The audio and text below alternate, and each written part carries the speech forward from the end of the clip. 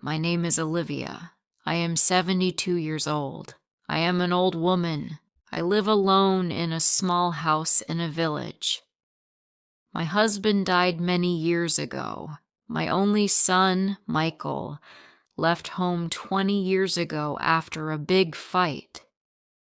He never came back. He never called. He never sent a letter.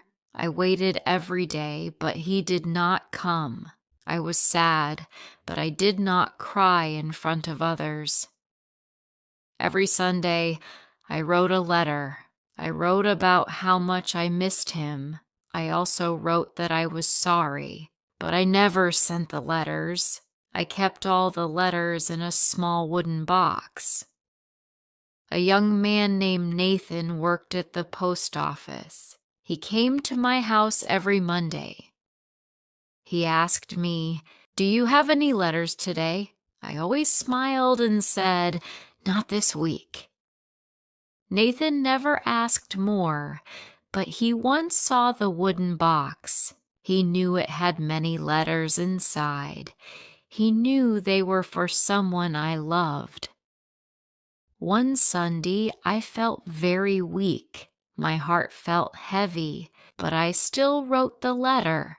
At the end of the letter, I did something new. I wrote Michael's old address. I remembered it from long ago. I put the letter on the table and said, "Maybe it's time." The next morning, Nathan came as usual. He knocked on the door and waited. I opened the door slowly. My hands were shaking. I felt tired. I gave Nathan a white envelope and asked, "Can you send this, dear?" Nathan was surprised. For the first time in many years, I was posting a letter. He looked at the envelope. The name on it was Michael. He looked at me, but I had already walked back to my chair. Nathan walked out of the house and looked at the letter again. He didn't know who Michael was, but now he understood that he was someone I had missed for a long time. Nathan went to the post office. He added a note on the envelope. "Please deliver if this person still lives here." He paid for a faster delivery, even though I hadn't asked for it. 2 days later, Nathan visited me again. I was in bed, feeling very weak. My eyes opened slowly when I saw him. "Did you send it?" I asked. Nathan smiled and said, "Yes, I did." I smiled and closed my eyes. Far from the village in a busy city, Michael lived in a small apartment. He worked in a repair shop and lived alone. He did not have many friends. His heart was full of old pain. He never spoke about his past. He never told anyone about me. He thought I must have forgotten him. He thought I would be angry forever, so he stayed away. We had not spoken for 20 years. One evening, Michael came home and saw an envelope on his table. It had no sender name, just his old address. He opened it. He read the first 2 words, "Dear Michael." His hands froze. His eyes filled with tears. The letter was short but full of love. I said I was sorry. I said I missed him every day. I wrote, "My heart never stopped waiting for you."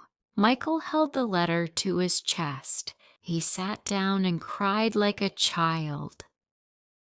That night, Michael did not sleep. He read the letter again and again. He remembered the day he left. He had shouted at me. He had blamed me for things.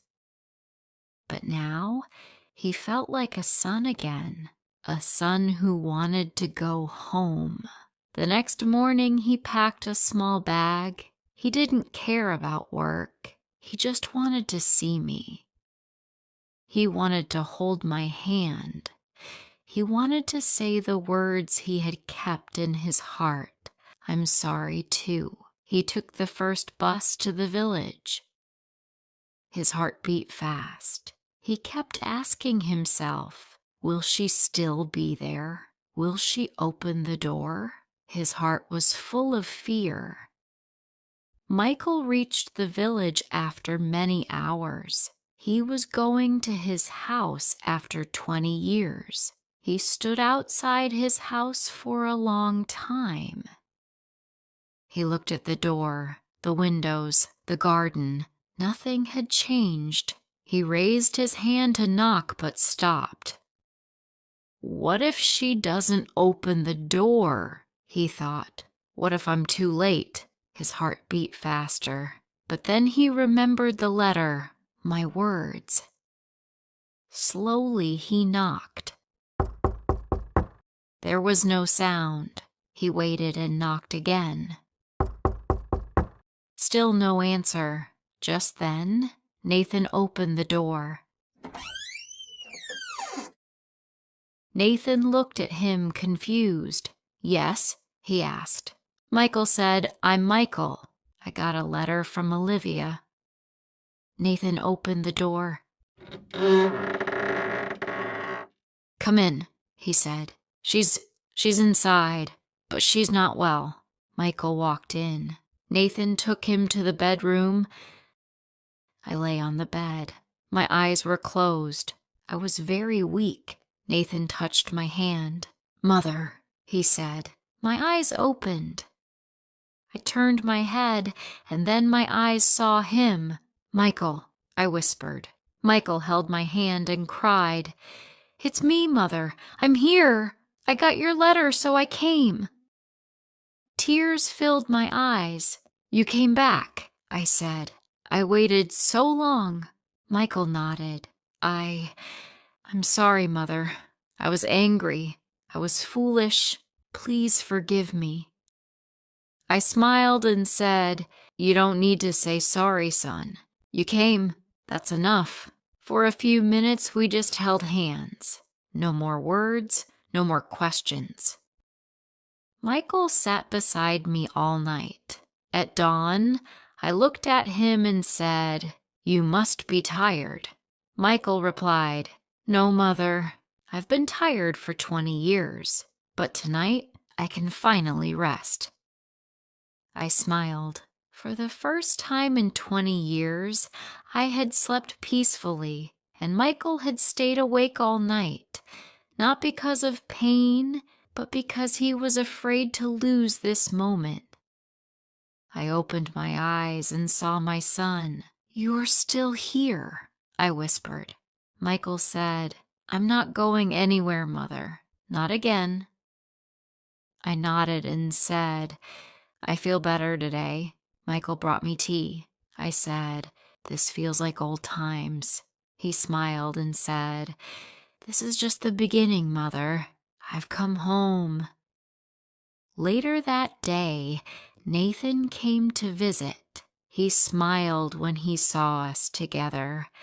I said, Nathan, this is my son, the one I used to write to. It's good to meet you, Michael.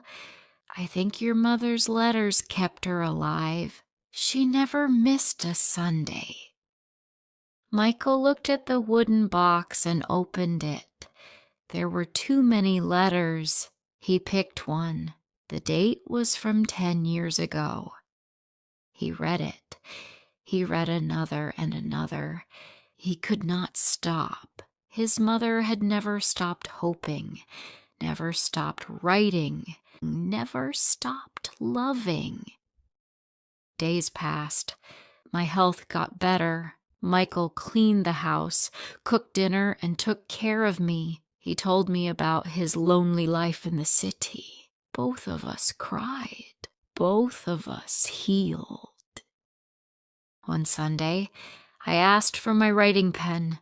Michael brought it and said, Writing again? I said, One last time, I wrote, "Dear Michael, you came back. That is all I ever wanted. My Sundays will not need letters now. You are here. You are my home. And my heart is full. Thank you, my son, for giving this old woman her smile back. With love, Mother." I folded the paper and gave it to him. "This one is for you. Keep it." Michael held the letter close to his heart. He didn't say anything, but his eyes spoke everything. That week, Michael found a job in the same village. He decided to stay forever. He did not want to miss another moment. He cooked meals, helped neighbors, and took me on walks. Nathan visited often. We became like family. I lived for 2 more years, peaceful, happy, loved. And when I passed away, I had my son beside me, holding my hand. After the funeral, Michael took all the letters and put them in a new box. He wrote on top, "Letters of love." Every Sunday, instead of writing letters, he read one. He cried, but never felt alone again. Years later, Michael got married. He named his daughter Olivia, and every Sunday, he told her stories about an old woman, a box of letters, and a love that never gave up. If you liked this story, please like, comment, share, and